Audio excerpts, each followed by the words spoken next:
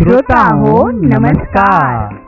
दैनिक मराठवाडासाठी प्रस्तुत विचारधन से जीवन क्रांति इस कार्यक्रम में आपका स्वागत है।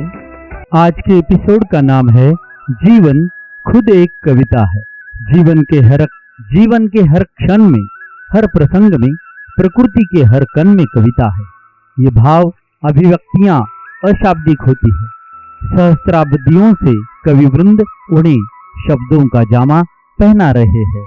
21 मार्च को विश्व कविता के अवसर पर काव्य की सार्वलौकिकता और सर्वजनीयता को बयां करता आज का एपिसोड पंकज तिवारी द्वारा लिखित है। जीवन अतल गहराइयों से युक्त एवं असंख्य रत्नों से संपन्न सागर की भांति है। जहां सूर्य की रोशनी में चमकता जल खुद के साथ ही वहां उपस्थित जीव जंतुओं, उभार, गहराइयों, सीपों, रत्नों आदि के साथ क्रीड़ा करता हुआ सागर और स्वयं को भी जीवंत बनाए रखता है। जहां खारेपन की धार है तो मोतियों का संसार भी है। जीवन भी कुछ ऐसा ही है, जहां सुख भी है और दुख भी, जहां विपन्नता, संपन्नता, रस और निरसता है, जहां कविता भी है। कविता पल पल और पग पग पर है। कविता के बिना हम रह ही नहीं सकते, कोई नहीं रह सकता। हमारे चारों ओर फैला प्रकृति का जो सुंदर आवरण है, हरे भरे रंगों से युक्त जो दुनिया मिली हुई है, कलरव करते पंछियों का जो झुंड है, उमड़ता घुमड़ता बरसने और न बरसने के बीच भटकता बेचैन जो बादल है, मंद मंद या जोर के झोंकों के साथ बहती जो हवा है, वो सब कविता ही तो है। जीवन है तो कविता है, कविता है तो जीवन है, कविता जीवन का सार है। सुबह के बिल्कुल ही शांत वातावरण के बीच तन को सहलाती झुरझुरी हवा, सपनों में विचरण करता मन और अचानक से मुर्गे की बांग, सोते को जगा देने की ये दैनिक प्रक्रिया है। हम उठते हैं, दोनों हथेलियों से अपनी आंखों को धीरे से बंद करते हुए मंत्रों का उच्चारण करते हैं। कविता ही तो करते हैं।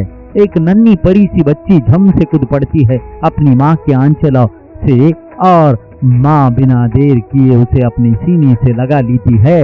वात्सल्य छलक उठता है, वह उठती है कविता। चन्नी पर बंधे हीरा और मोती, पागूर मलती एक गाय एक टक आस लिए निहार रही होती है अपनी मलिकार को।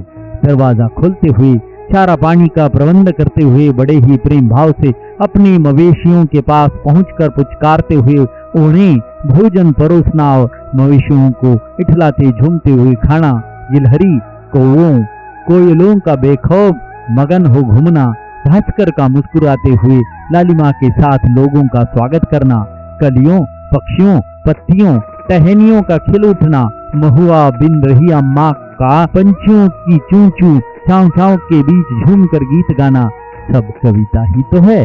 कविता के जरिए ही शीत पतझड़ से होते हुए ऋतुराज भड़कते ग्रीष्म तक का सफर करता है। आंखें अभिनय की बारीकियों से सीखते, झूझते, समझते, बूझते सौंदर्य के एहसास को खुद के जज्बे पर पाने के योग्य हो पाती है।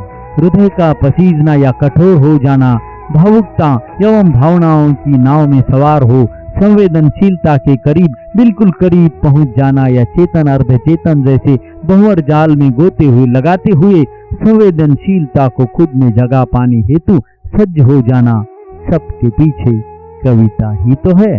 कविता के बिना जीवन कहाँ संभव है? संभव ही नहीं है। सांस के एहसास का प्रमाण भी कविता से ही संभव है। कविता शब्द एवं अर्थ से परे होकर भी नहीं है। सरलतम तरीकों से भावों का संप्रेषण या सरल शब्दों में कही गई बात जो एक दूसरे तक आसानी से पहुंच जाए, कविता ही है। पर भाव जो हमारी समझ से परे है, क्या वह कविता नहीं है? है, वह भी कविता ही है। समझना न समझना हमारी अपनी बाधाओं, आकांक्षाओं, सीमाओं पर आश्रित है। कविता का अच्छा या बुरा होना समय, काल या फिर परिस्थितियों पर निर्भर होता है, पर उसके होने या न होने पर प्रश्न चिन्ह नहीं लगाया जा सकता। लय, छंद, गान, शिल्प, ज्ञान, ये सब तो बाह्य रूप है। कविता शिल्प में नहीं बनती, बल्कि भावनाओं में बहती है, और भावनाएं किसके पास नहीं है? हम सभी के पास है। मतलब कविता भी हम सभी के पास है। कविता है तभी जीवन है, या यूं कहे कि जीवन खुद एक सागर सी अनंत गहराइयों से युक्त कविता है। जहाँ तमाम छोटी छोटी नदियों की भांति कविताओं क्षणिकाओं का संगम है।